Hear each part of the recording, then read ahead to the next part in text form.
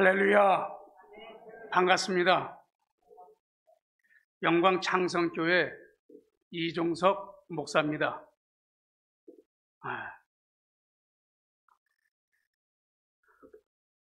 부족한 종이 하나님의 말씀을 들고 여러분들 앞에 선 것이 저에게는 감개무량합니다. 하나님의 크신 은혜로 너무나 감사한 일입니다. 우리 총무 목사님께서 이번에 연합사경회 때 1시간 말씀 좀 증거 좀 해주세요. 그러한 부탁 전화를 받았는데 나는 못합니다. 좀 실력 있는 목사님 이렇게 해서 은혜 좀 많이 끼칠 수 있게 해주세요. 그리고 전화를 끊었어요. 그리고 조용히 한번 기도를 해봤습니다. 이거 하나님께서 나를 다시 살려주셔서 제2의 인생을 살면서 창성교회까지 또 와서 이 세 번째 개척하는 마음으로 교회를 하고 있는데 또 내 생명 언제 불러가질지 모르는데 맞다. 그래도 한 번 더 말씀을 증거해야 되겠다. 다시 전화를 해서 그 말씀 다시 한번 증거하겠습니다. 시간 좀 넣어주세요. 그렇게 부탁을 드렸습니다. 그래서 이 자리에 서게 됐어요.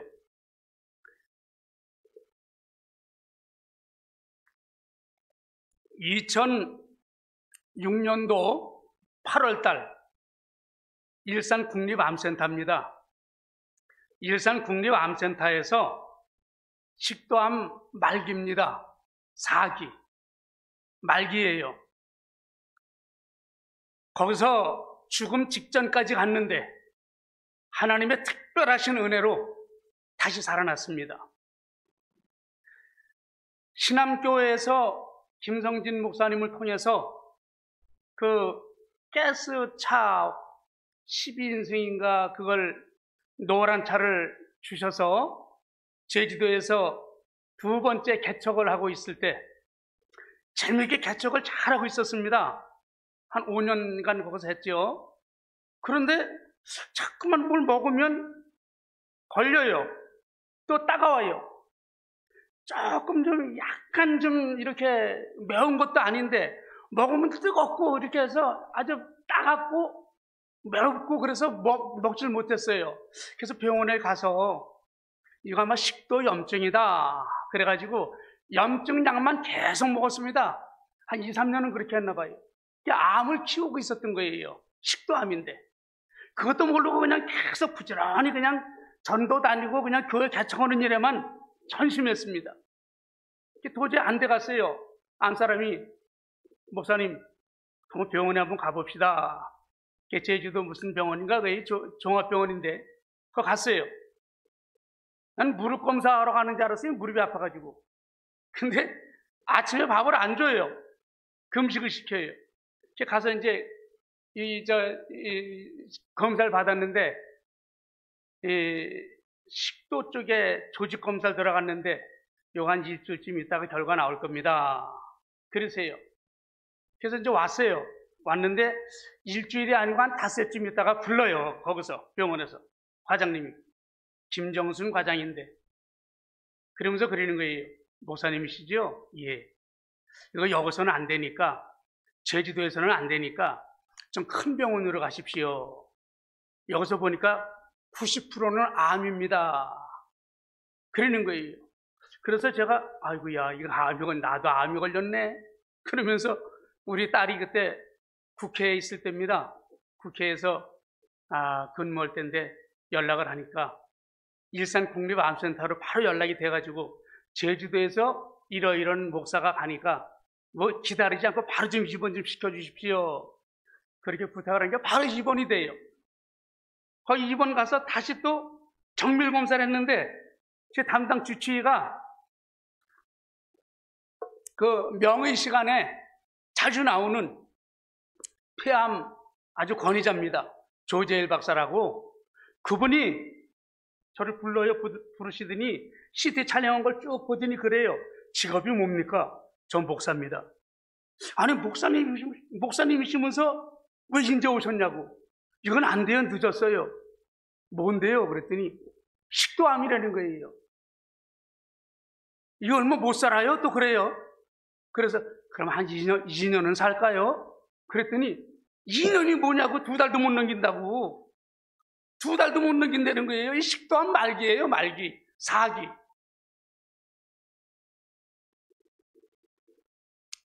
그때가 나이가 52살 때입니다. 병원에 입원을 1달 반가량 하고 있었는데, 뭐 죽는다니까, 2달쯤 있다가 죽는다니까, 병실에서 매일같이 울었어요. 안 사람이 또 옆에 있으니까 무한한 마음도 들고 해서 좀 내가 숨어서 그냥 이렇게 울려고 그러고, 그렇게 눈물이 나요. 왜 그러는가 하면, 저 지금 하나님이 보고 계신데요, 살려달라고 하는 기도 안 했습니다. 그런 눈물의 기도 안 했습니다. 하나님, 나 이제 교회 2개 성전 건축도 해봤고 또 2개 개척도 해봤는데 벌써 시라고 부르십니까? 정말 고맙습니다. 하나님. 감사해서 울었어요. 하여튼 매일같이 울었어요. 저 어느 날은 회진 시간인지도 모르고 제 자리에서 이렇게 울고 있는데 담당 주치 조 박사님이 그러시는 거예요. 오셔서, 아니 이종성님 왜 그렇게 우세요? 그거 그렇게 아프지 않을 텐데. 그래서 울다가 이렇게 보니까 박사님이에요. 그래서 그랬어요. 박사님, 저 지금 아파서 우는 거 아닙니다. 저 이제 곧 죽는다면요, 저 감사해서 울고 있어요. 그러니까 씹으면서 그냥 가요. 예. 그런데 정말 담당 주치 그 박사님 말씀대로 한 2달이 거반 다 돼가니까요, 힘이 없어져요. 메카리가 없어져 버려요. 정말 죽을 때가 다 돼가니까요. 여러분들 죽음 직전까지 가보셨나요?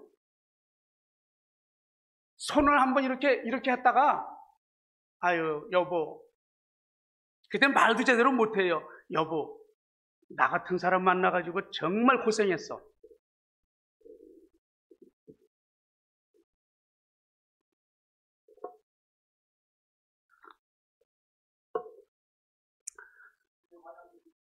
예, 한 번 손 좀 잡고 정말 사랑한다고.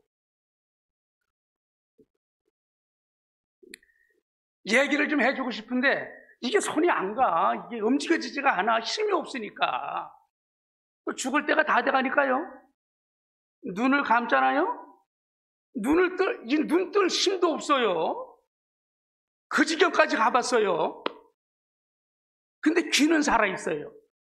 잘 들려요. 아주 잘 들려요. 창광교회 이경자 전도부인 지금은 소천하셔서 하늘나라 가셨는데 그분이 신방으로 오셨어요. 국립암센터에. 근데 저는 임종방으로 옮겨졌어요. 근데 와서 이렇게 보니까 면회도 안 되잖아요. 그게 우리 한 사람한테 지금 상황이 이렇습니다 하니까 아마 이명규 목사님, 우리 스승 목사님께 가서 보고를 드린 것 같아요. 그게 그 주 8월 첫째 주, 8월달 2006년도 8월 첫째 주 오후 4시입니다. 목사님이 오셨어요. 여러 명 같이 왔어요. 근데 저는 임종방에 있다가 특별히 좀 이렇게 허락을 받고 그 침대째 누워있는 상태로 국립암센터 앞에 그 엘리베이터 타는 데 넣었거든요. 거기서 임종예배를 드리는 거예요. 근데 기도를, 저는 뭐 아무것도 모르니까 그냥 이 귀만 살아있어요. 지금 보지도 못해요. 사실 안 보여요. 눈을 뜰 수 있어요. 보지. 근데요, 이 목사님이 또 얼마나 고지식하게 기도하십니까? 그냥 아주 그대로 그냥 기도하시잖아요. 제 모습을 보고 제가 힘들어하니까 기도를 하시는데 지금도 그 생생해요. 그 기도한 내용이, 하나님, 저 젊은 종 데려가는 것이 하나님의 뜻이면 빨리 불러가 주세요. 아, 그렇게 기도하시더라고요. 좀 살려달라고 기도하시지 않고. 참네.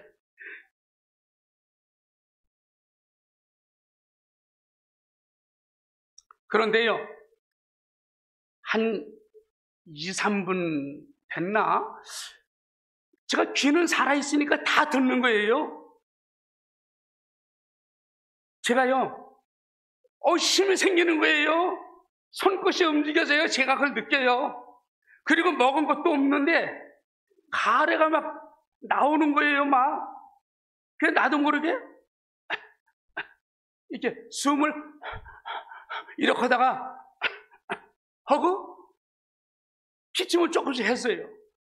그러면서 눈이 좀 떠져요. 눈이 살살 떠지더라고요. 보니까 이 목사님은 절을 해서 기도하고 계시고, 거기 전도 부인들, 공진이 장로님, 장영두 장로님, 여러분들이 한 24명은 오신 것 같아요. 기도하고 계시는 거예요.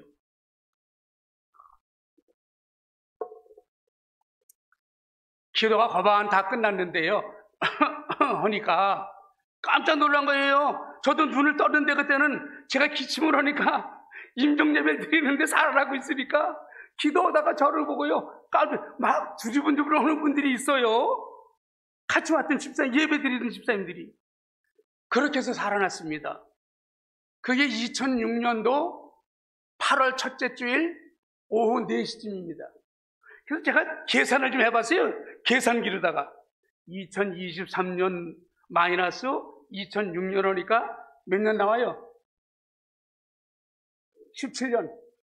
지금 암에서 살아난 지 17년 됐어요.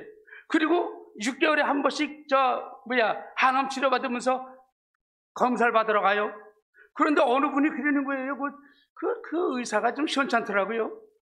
말을 막혀요. 이렇게 사진 찍어 놓은 걸 보더니, 날 씩 보더니, 그분은 조재일 박사가 아니에요. 그 밑에 있는 사람이. 벌써 죽었어야 되는데, 어떻게 살았을까? 제가 5년 지나서 완치 판정을 받았습니다. 또 아까 서두에 말씀드렸죠? 감개무량하다고. 이 부족한 종이 말씀을 들고 이 자리에 섰다는 이 자체가 저에게는 너무 감개무량하고 하나님 은혜가 너무너무 감사한 거예요. 예.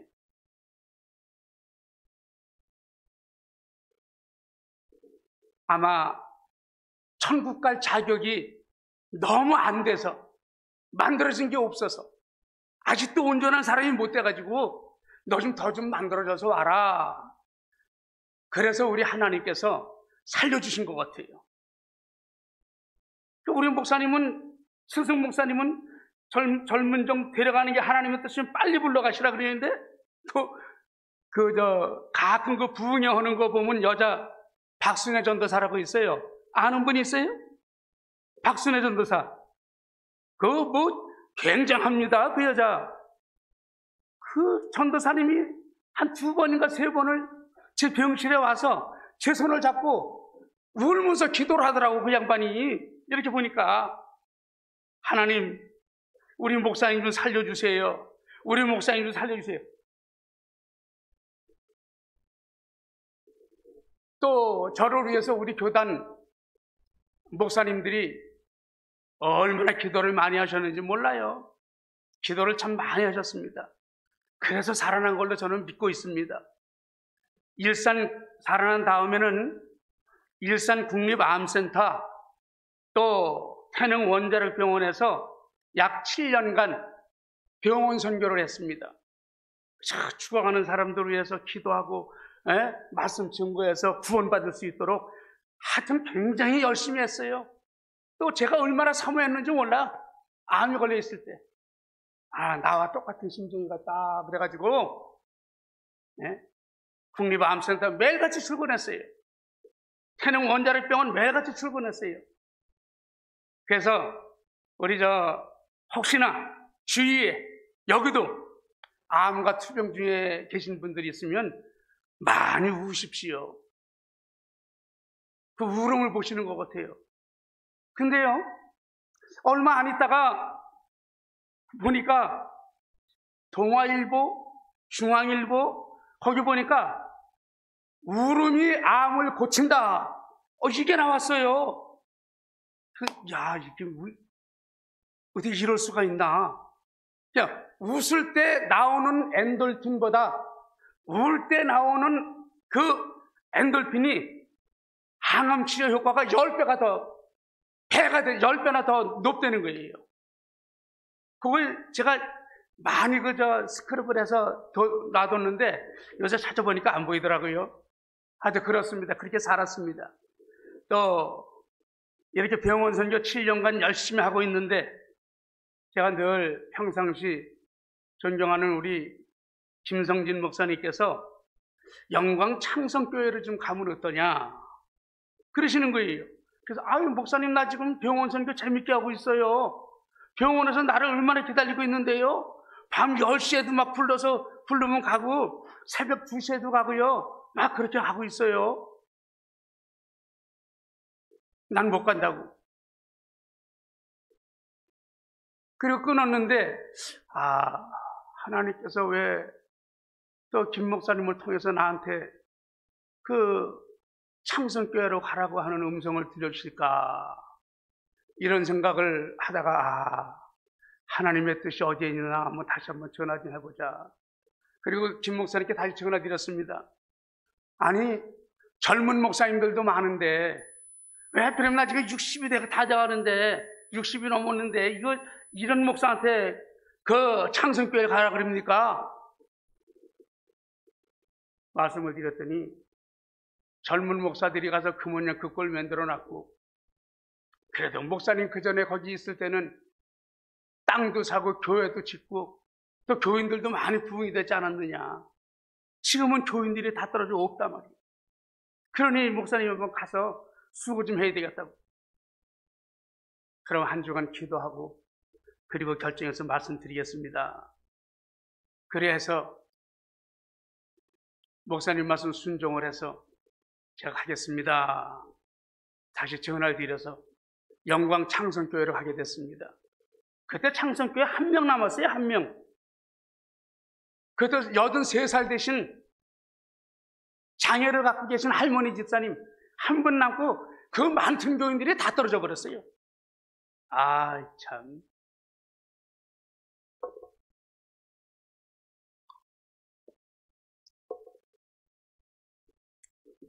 그래도 가서 순종을 해서 열심히 하다 보니까 지금은 그래도 주일날이면 7명, 8명까지 우리 교회에서 있던 분들이 나가가지고요.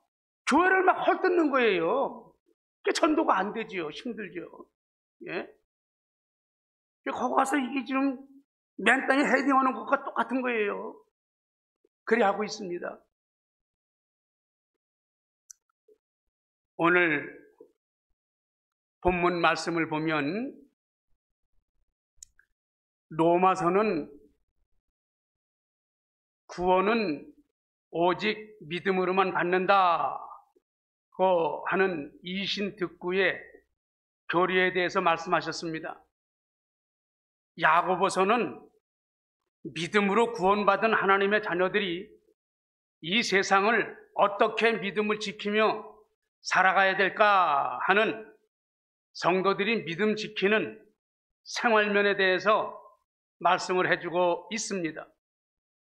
로마서는 기본 구원의 교리를 말씀한 것이고 야고보서는 성화 구원에 대한 교리라고 할 수 있습니다. 우리가 예수님을 믿어서 하나님의 자녀가 되었고 천국에 갈 수 있는 자격을 얻은 것을 기본 구원이라 그럽니다. 이 기본 구원은 믿음으로만 되는데 기본 구원의 믿음은 하나님께서 사랑으로 거저주신 겁니다. 거저주신 거예요. 그러니까 우리가 예수님을 믿음으로 구원받은 것은 전적으로 하나님의 은혜로만 된 것입니다. 내가 잘나고 내가 똑똑하고 내가 무엇인가를 내놓을 만한 것이 있어서 구원받은 것이 절대 아닙니다. 에베소서 1장 4절 5절 말씀 한번 볼까요? 에베소서 1장 4절, 5절, 한번 읽어봅시다. 같이 시작. 곧 창세전에 그리스도 예수 안에서 우리를 택하사 우리로 사랑 안에서 그 앞에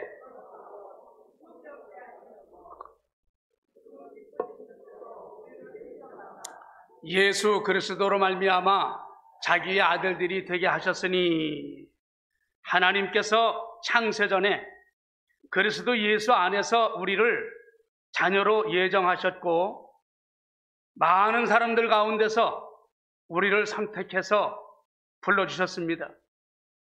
뿐만 아니라 택한 백성들의 죄를 대속해 주시기 위해서 예수 그리스도를 이 땅에 보내주셨습니다. 예수님께서는 우리의 모든 죄를 용서해 주시려고 친히 나무 십자가에 위에서 속죄의 제물로 피 흘려 돌아가신 겁니다.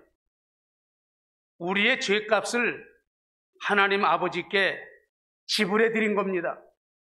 갚아주신 거예요. 사랑의 하나님께서는 믿는 성도들에게 십자가에 달린 예수님이 속죄의 주님으로 믿어지는, 구속의 주님으로 믿어지는 믿음을 저희들에게 주셨습니다. 그리고 우리의 믿음을 보시고 의롭다고 하시면서 자녀로 삼아주신 겁니다. 기본 구원은 전적으로 하나님의 단독적인 역사로만 된 겁니다. 그런데 성화 구원은 성도들 자신이 힘을 써서 구원을 이루어 나가야만 됩니다. 말하자면 의롭다함을 받은 성도가 점점 거룩해져 나가는 것을 성화라고 합니다. 야고보서는 구원받은 성도들이 믿는 일에 힘을 써서 성도 구원을 잘 이루어 나가야 할 것을 가르쳐 주시는 그러한 말씀입니다. 그래서 야고보서 1장에서는 사람이 성을 내게 되면 하나님의 의를 이루지 못하게 되니까 성내지 말고 자기를 잘 지켜서 세속에 물들지 않게 하라 말씀하셨습니다.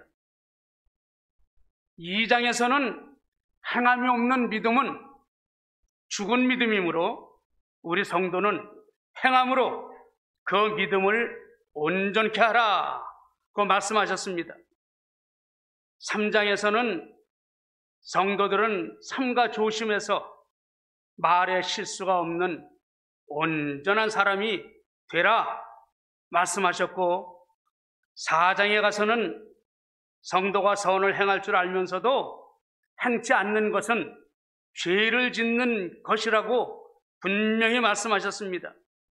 그리고 5장에서는 구원받은 성도들은 농부가 밭에 씨를 뿌려놓고 비를 기다리는 것과 같이 하나님의 은혜를 사모하면서 예수님께서 재림하시는 그날까지 인내하면서 믿음을 지켜나가야 할 것을 말씀하고 있습니다. 하나님의 자녀로 선택받은 성도들은 성화를 잘 이루어서 온전한 성도가 되기를 힘써야 됩니다. 이거 힘쓰지 않으면 안 돼요. 온전한 성도가 되려면 어떻게 믿음 생활을 해야 될까? 온전한 성도가 되려면 어떻게 믿음 생활을 해야 될까? 제가 3가지로 대지를 분류해서 말씀을 증거하겠습니다.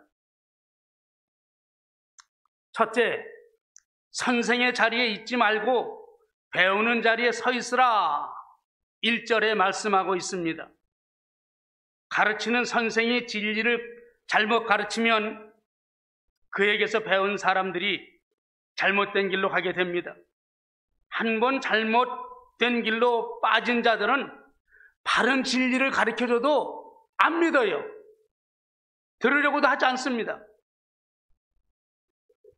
되려 하나님의 말씀을 거스리고 또 마귀 종로로 타면서 하나님의 영광을 가리우고 하나님의 뜻을 거역하는 그런 일만 합니다. 선생된 자가 진리를 잘못 가르치면 가르치는 자와 배운 자들이 함께 하나님께로부터 무서운 심판을 받습니다. 이사야 9장 16절 말씀을 한번 띄워줘 보십시오. 같이 읽읍시다. 시작.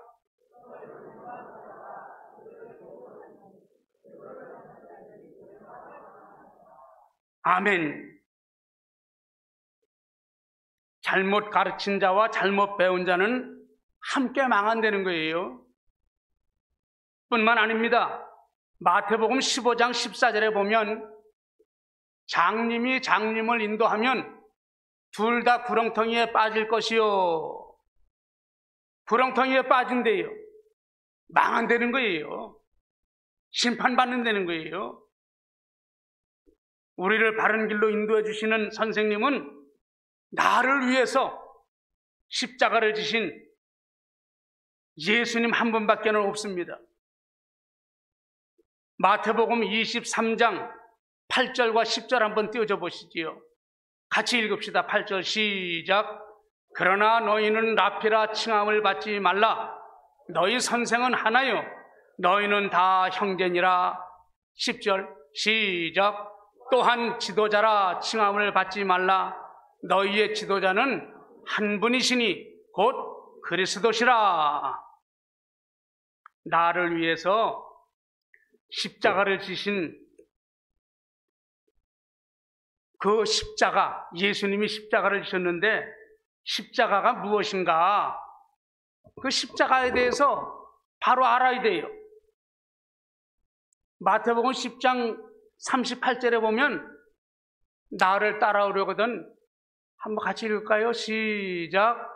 또 자기 십자가를 지고 나를 따르지 않는 자도 내게 합당치 아니하니라. 분명히 예수 믿는 성도들은, 하나님의 자녀들은 십자가가 다 있습니다. 반갑지 않아도 누가 메워줬어요? 하나님께서 메워주셨어요. 십자가 없는 사람은 없어요. 다 십자가가 있습니다. 그 십자가가 뭔지 바로 알아야 돼요. 십자가가 뭡니까? 십자가는 하나님의 사랑입니다. 십자가는 하나님의 능력입니다. 기독교의 본질은 십자가입니다. 십자가는 사람을 죽이는 사형틀입니다. 예수님이 십자가에 못 박혀서 처절한 죽음을 맛보셨잖아요. 그런데 그 십자가에는 생명이 있어요. 생명이 있습니다. 십자가는 능력이 있어서 천국 가는 길이에요. 십자가를 통과해야만 천국에 가요. 십자가는 하나님과 나와의 관계입니다. 십자가는 나의 구원의 키가 되는 겁니다. 구원의 키요. 다른 방법이 없어요. 구원받는 방법이. 십자가로 인한 신앙생활의 좋은 점은 습관화가 되어야 됩니다. 그런데 십자가로 구원받은 나는 누구에게, 무엇에게 붙들려가지고 주의를 제대로 지키지 못하고 수요 예배 쏙쏙 빼먹고 말이죠. 교회 봉사할 때 전도하는 일에 동참하지 못할까? 잠깐 한번 생각해 보자고요. 자신의 모습을 한번 돌아보자고요. 돌아보니까 어때요? 사람에게 붙들려 있어요. 친구에게 붙들려서, 남편에게 붙들려가지고, 아내에게 붙들려가지고, 자식에게 붙들려가지고 주의를 쏙쏙 빼먹고 수요일 날은 아예 제쳐놓고, 예? 교회 봉사도 못하고 전도하는 일도 하지 못하고, 어떤 사람은 일 때문에, 돈벌이 때문에 그 돈벌이에 붙들려가지고 믿음 팔아먹는 사람들 많아요. 또 어떤 사람들은 취미 생활에 신목회에 붙들려가지고 주의를 쏙쏙 빼먹습니다. 또 어떤 사람은 노라리에 붙들려가지고 주의를 지키지 못해요. 봄에는 꽃구경에 붙들려가지고, 여름에는 물놀이에 붙들려가지고, 가을에는 뭐에 붙들려요? 울긋불긋한 단풍놀이에 붙들리고 말이죠. 겨울에는 스키장이다, 여행이다, 예, 그거 붙들려가지고 주의를 쏙쏙 빼먹고 말이죠. 수요 예배도 아예 제쳐놓고 교회 봉사, 전도하는 일, 목사님을 좀 돕는 일, 까마득한 번 남의 얘기, 이거 이래가지고 되갔어요?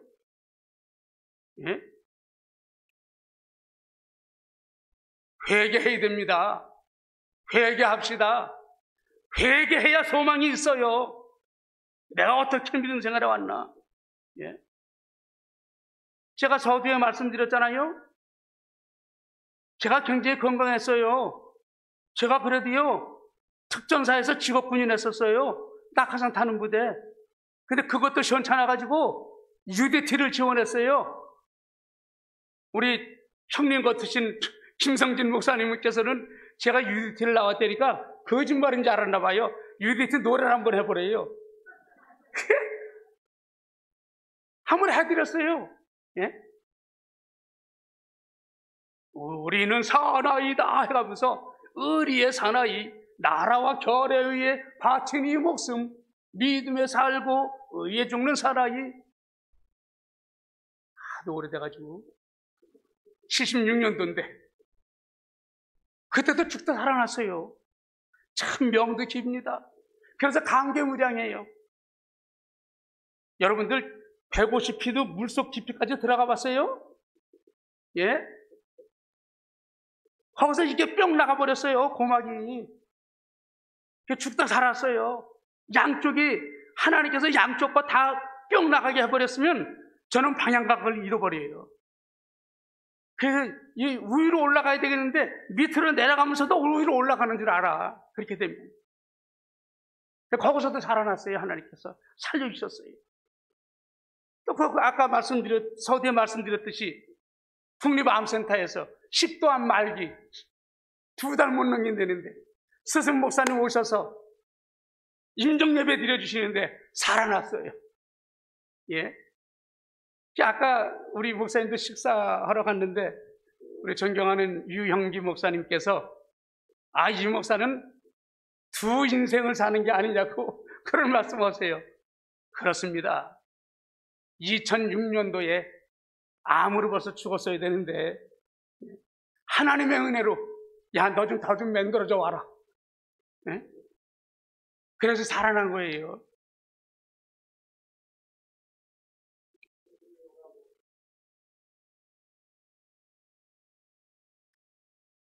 회개해야 됩니다. 내가 무엇에게 누구에게 붙들려가지고 가끔씩 주의를 쏙쏙 빼먹나? 아예 수요일날 제쳐놨나? 예? 이거 천국잔치인데 이거 늘 있는 게 아니잖아요. 몇 년 만에 천국잔치를 하나님이 배설해 주셨는데 왜 참석 못해요? 그럼 믿음에 문제가 있는 거 아니에요?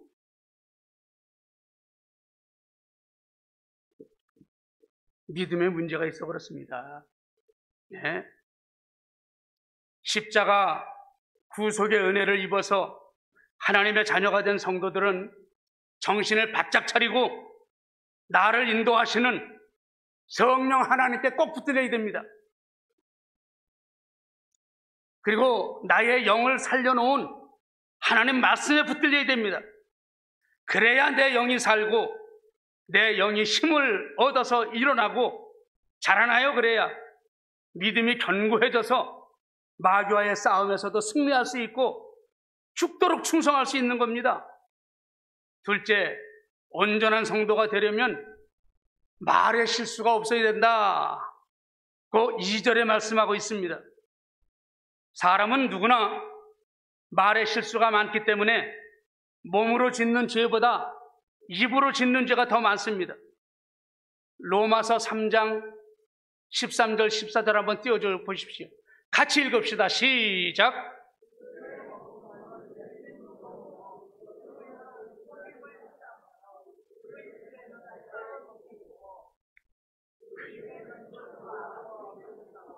아멘.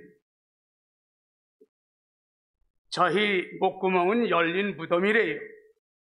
그 혀로는 속임을 일삼고 그 입술에는 독사의 독이 있고 그 입에는 저주와 악독이 가득하다 그랬습니다.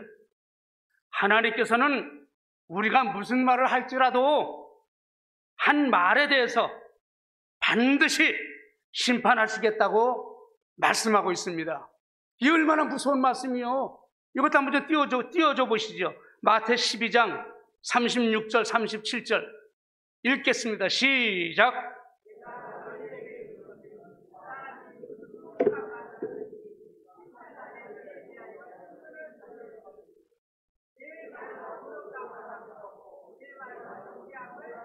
아멘.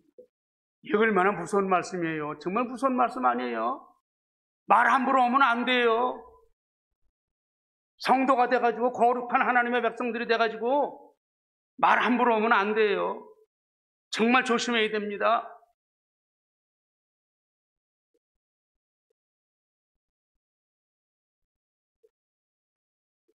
우리의 성도들이 말에 실수가 없으려면 우선 말을 많이 하지 말아야 돼요. 말을 많이 하지 말아야 됩니다. 삼가 조심해야 돼요. 야고보서 1장 19절 말씀에 보면 듣기는 속히 하고 말하기는 더디하라 말씀하셨고, 본문 3장 3절 말씀에도 말에게 재갈을 물리듯이 입에 재갈을 물리라고 말씀하셨습니다.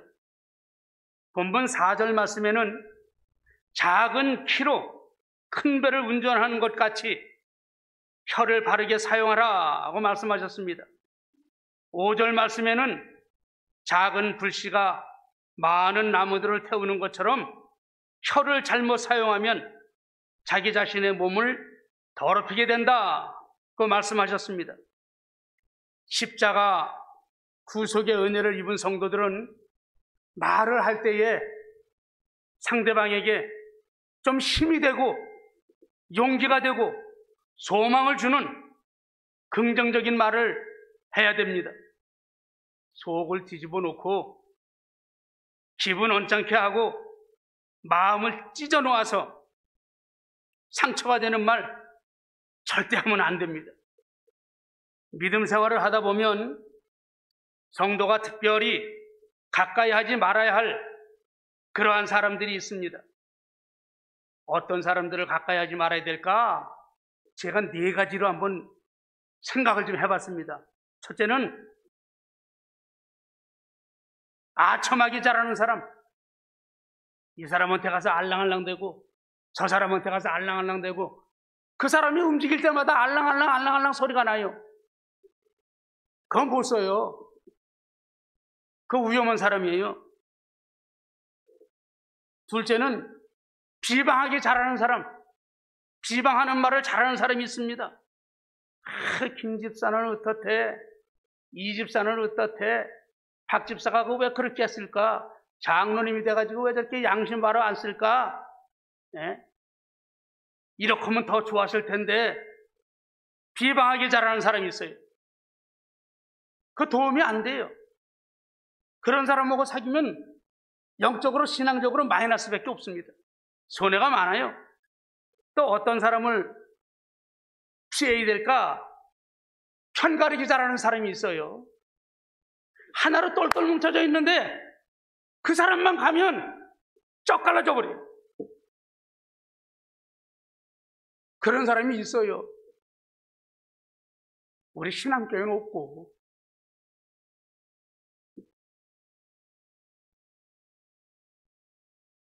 편가르기 잘하는 사람.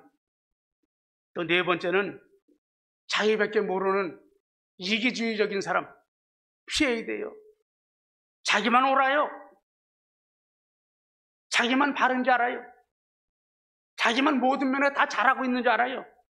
그런 사람은 피해야 돼요. 모두 피해야 될 사람들입니다. 오늘 본문 세 번째 대지, 자기 혀를 길들이라, 7절과 8절에 있는 말씀입니다. 여러 종류의 짐승과 해물은 사람이 길을 들일 수 있는데 혀는 다른 사람에 의해서 길들여지는 것이 아닙니다. 자기가 자기 자신의 혀를 단속하지 않으면 안 돼요. 한 입으로 찬송과 저주가, 한 입에서 쓴물과 단물이 나올 수가 없다고 오늘 본문 10절과 11절에 있는 말씀 아닙니까? 우리의 혀가 중생한 영이 주체가 되어서 믿음을 지키는 성도에게 이용당할 때에는 하나님을 찬송하게 됩니다. 하나님을 찬송하게 돼요. 반대로 육신의 부패성, 옛사람에게 이용당할 때에는 지체하지 않고 저주가 나오는 거예요. 오늘 본문의 9절로 12절에 있는 말씀입니다. 그러므로 하나님의 자녀가 된 성도들은 언제나 중생한 영혼이 주체가 되어서 하나님을 의식하는 그러한 삶을 살아야 됩니다.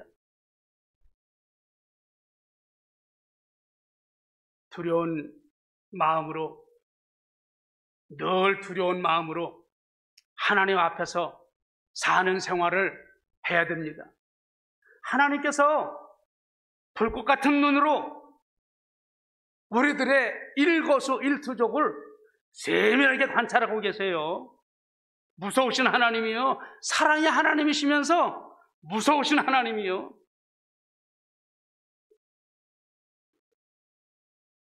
입 조심, 혀 조심, 말 조심합시다.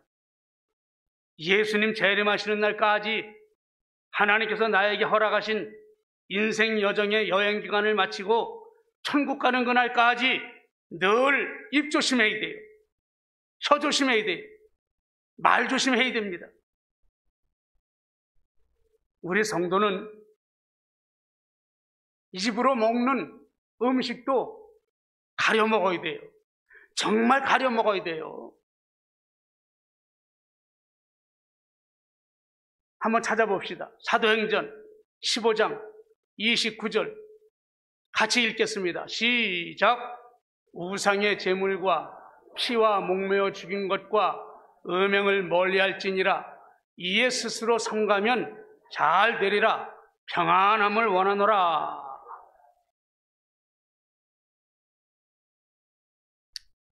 우상에게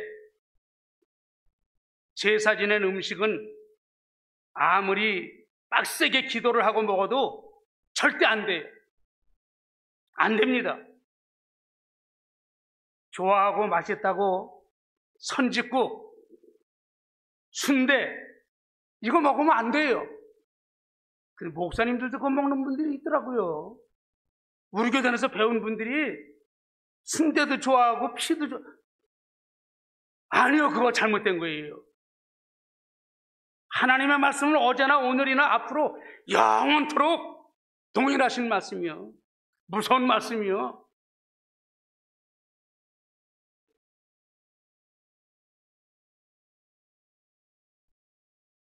피로 만들어진 음식이기 때문에 순대나 선짓국은 먹으면 안 됩니다. 이 말씀은 초대교회 때만 지켜야 할 말씀이 아닙니다. 하나님의 말씀은 어제나 오늘이나 앞으로 영원토록 변함이 없는 살아있는 말씀이요. 살아있는 말씀이요.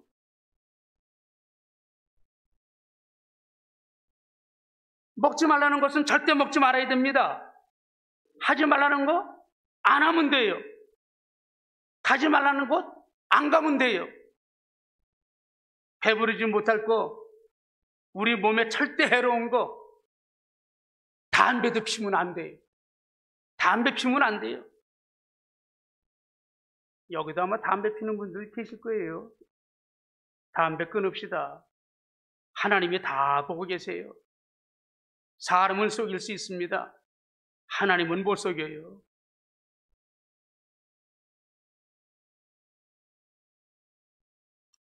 사랑하는 우리 성도 여러분, 우리의 지체가 중생한 영에게 이용이 되고 우리의 물질과 시간과 건강, 전 생애가 중생한 영혼에게 이용되어 사는 것이 성화 구원을 이루는 생활입니다. 이러한 믿음 생활이 하나님의 자녀로 또 온전한 하나님의 사람으로 만들어지는 줄 알고 영적으로 늘 깨어서 2023년도 새해에는 온전한 하나님의 자녀들이 되시기를 힘쓰는 여러분들이 되시기를 존귀하신 예수님의 이름 받들어서 축원합니다. 기도하겠습니다.